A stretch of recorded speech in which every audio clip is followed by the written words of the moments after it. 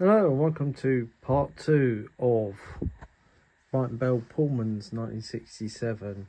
And yes, there's no way I could have coupled these up while filming. So this is part 2 as a 10 bell unit coupled together with that vacuum pipe there, which you can see. And it's fitted nicely into the pockets, and then pockets which are fitted on Hornby 2 Hale and 2 Bill. They're just a clip fit, and you can just take the old ones. I've kept them as spares, don't know what I'm going to do with them. Then I consisted it using my gauge master, double headed it basically, American term, and you just got to make sure that when you consist it, that because the two driving motor trailers are running at opposite, in this instance opposites to each other, I had to send one in reverse. Otherwise, when you consist it, they'll be fighting against each other and they won't run in the same direction, if you see what I mean. The other alternative to that is to spin this around, spin this car around. This is a driving motor, and so is that one. Spin that round so it faces the same way as the other one, so that when you consist it on the gauge master, you won't have to reverse one of the cars. Okay, I hope that makes sense.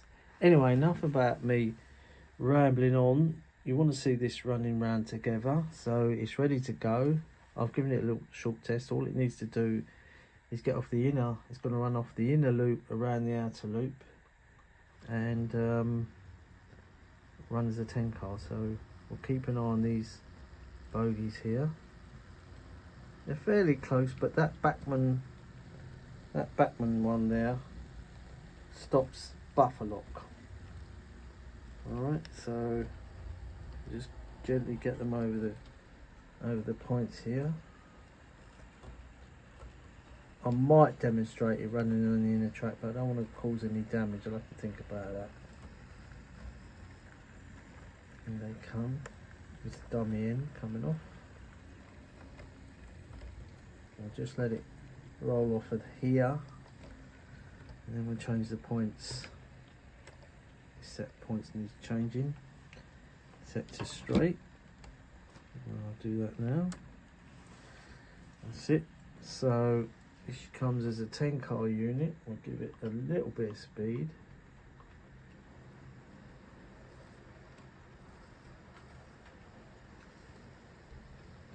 With these sets you get the destination blind numbers there supplied, so I've fitted mine on.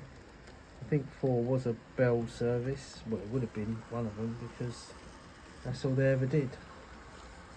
They are restoring one of these. They found 5 coaches, and one of these will be back on the main line. There was, at the 15 coaches, when they were taking that service by BR, 14 of them were preserved, and they wound up as restaurants, pub chains. They wound up as hauled coaching stock. I think one of them is on the VSOE coaching stock from Victoria.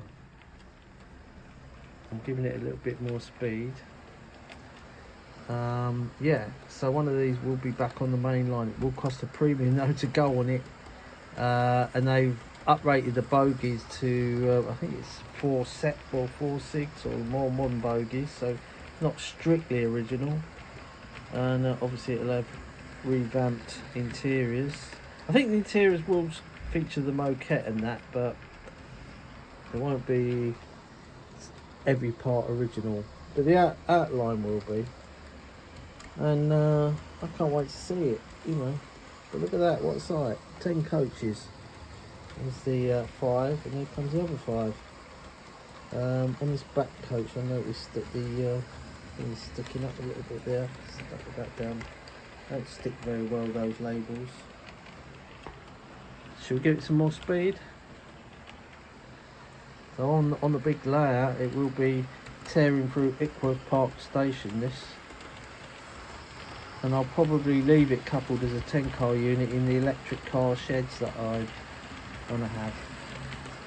Those are the Bachmann Scencraft ones that were brought out a few years ago, which are difficult to get now, but I've managed to get hold of 3 or 4 of those. Hopefully this will fit in it. Look at that. You might take that in your hand. Silver roofs. And really these would have been seen in the BR blue and grey era, so they're not really within my time scale, because my layout is mainly BR black steam engines, BR green steam engines and the odd red one, and then diesels, BR green, BR, you know, the red ones, not the blue ones, BR green, and all the variants of that, and prototypes between 48 and 64, I suppose. So this doesn't really fit in, but I'm giving it one exception, because I wanted the silver roofs. I wanted the small yellow panel, and according to Hornby, and I no doubt they got it right, that the yellow warning panels were fitted in 1967. Not sure if they carried this livery with a full yellow warning panel though. It may be that they stayed like this until they repainted them in that the worst livery ever, the blue and grey, and they lost nearly all their Pullman identity then. But as you can see, this is running really nicely. Let's zoom back a bit. I hope you're enjoying this double Brighton Belle session. These were known as 5 Belle units. Obviously Belle short for Brighton Belle. That's how the SR and BR designated them. Third rail.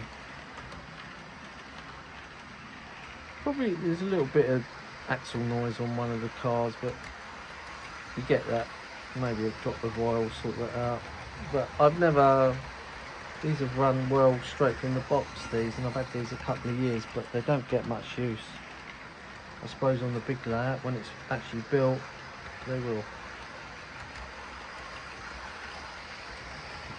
So, but I've turned the lights off my old Pullman stock from Hornby. I managed to swap the axles round.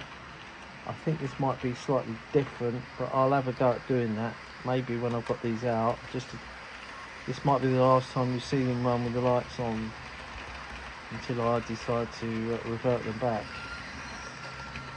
If you look at one of my other videos, I explain how I did that to Hornby Pullmans.